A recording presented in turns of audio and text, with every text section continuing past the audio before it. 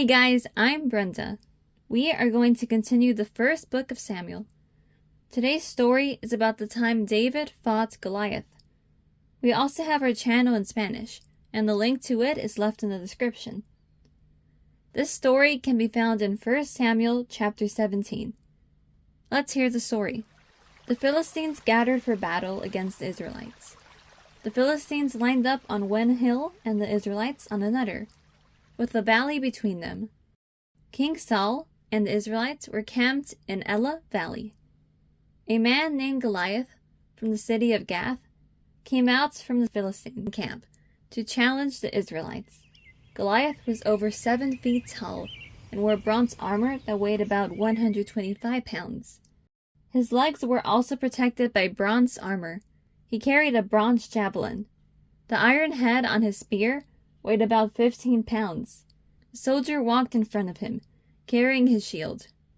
Goliath shouted at the Israelites, "Choose one of your men to fight me. If he wins and kills me, we will be your slaves." David was back in Bethlehem, looking after his father's sheep. He often had to protect the sheep from attacks by lions and bears. His 3 oldest brothers, Eliab, Benadab, and Shammah, were in the army facing the Philistines. Goliath challenged the Israelites every morning and evening for 40 days. One day, Jesse said to David, "Take this roasted grain and these 10 loaves of bread to your brothers in the camp, and take these 10 cheeses to the commanding officer. Find out how your brothers are getting along." David took the food to the officer in charge of the supplies, then ran to the battle line to see his brothers. As he was talking with them, Goliath came forward and challenged the Israelites. When the Israelites saw Goliath, they ran away in terror.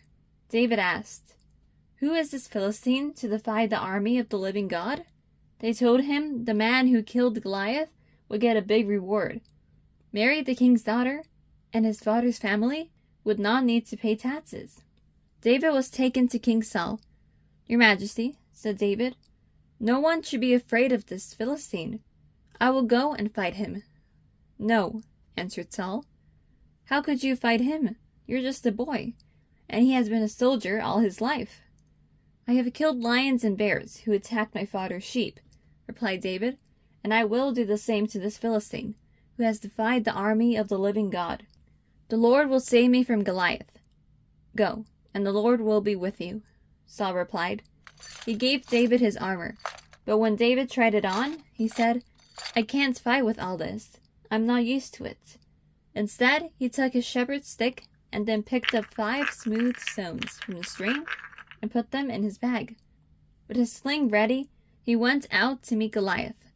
Goliath started walking toward David, with his shield bearer walking in front of him. "What's that stick for?" he shouted at David. "Do you think I'm a dog?" Goliath called down curses from his God on David.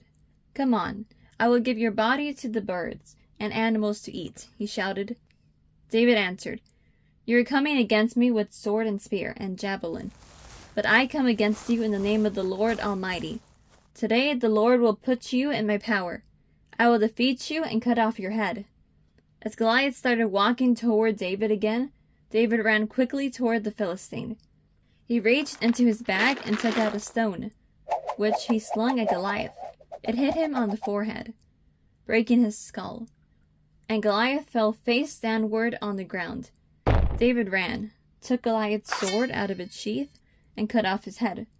When the Philistines saw that their hero was dead, they ran away. The men of Israel shouted and ran after them, pursuing them all the way to Gath and Ekron in Philistine territory. David kept Goliath's weapons and returned in triumph as a hero. In this Bible story, we see how David trusted God completely and knew that God was powerful and could help him defeat the giant Goliath. In the same way, if we trust in God and have faith that He will help us, we can defeat any giant. A giant can be a problem, a challenge, or a fear. When we don't know what the future holds, we must trust God, as David did. However, we can't trust someone we don't know. So get to know God by reading the Bible. It will help our faith grow more and more.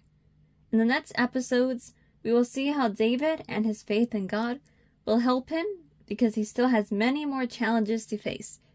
Thanks for watching, and we'll see you in the next episode. Bye!